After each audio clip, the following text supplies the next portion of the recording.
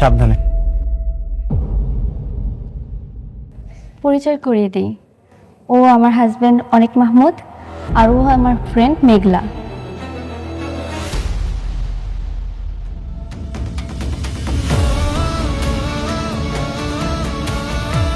Hello বন্ধুরা, কেমন?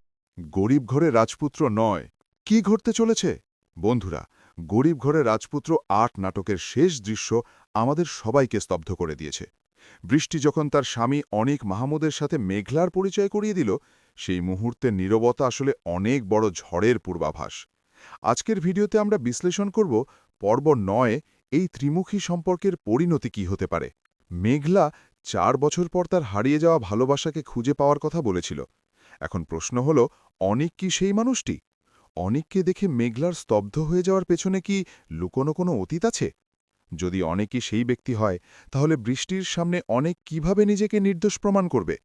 পর্ব ৯ আমরা হয়তো দেখতে পাব অনেক কোনো নতুন মিথ্যের আশ্রয় নিয়ে পরিস্থিতি সামাল দেওয়ার চেষ্টা করছে। বৃষ্টি এমনিতেই অনেকের রাতের কাজ আর ফোন বন্ধ থাকা নিয়ে যথেষ্ট দুশ্চিন্তায় ছিল। এখন তার নিজের বাড়িতেই যখন তার স্বামী আর নতুন বান্ধবীর মধ্যে এমন অস্বস্তিকর পরিস্থিতি তৈরি হল, বৃষ্টির মনে সন্দেহের বীজ আরও ঘনীভূত হবে। অনেক কি পারবে তার ডাবল লাইফ বা দ্বৈত জীবন আড়াল করতে? অন্যদিকে রাতুল কিন্তু বসে নেই। সে অনেকের হঠাৎ বড়লোক হওয়ার রহস্য উদ্ঘাটন করতে মরিয়া। অনেক যেভাবে রাতুলের পছন্দের জমি বেশি দামে কিনে তাকে অপমান করেছে, তার পাল্টা জবাব দিতে রাতুল কোনো বড় চাল চালবে।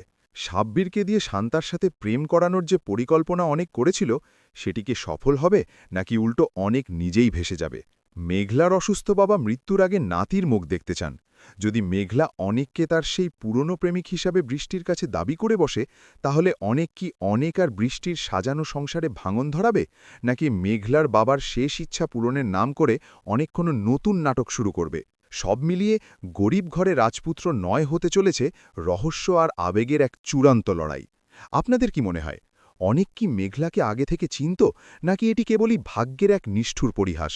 কমেন্টে আপনার মতামত জানান। পরবর্তী পর্বের আপডেট সবার আগে পেতে আমাদের চ্যানেলটি সাবস্ক্রাইব করে রাখুন।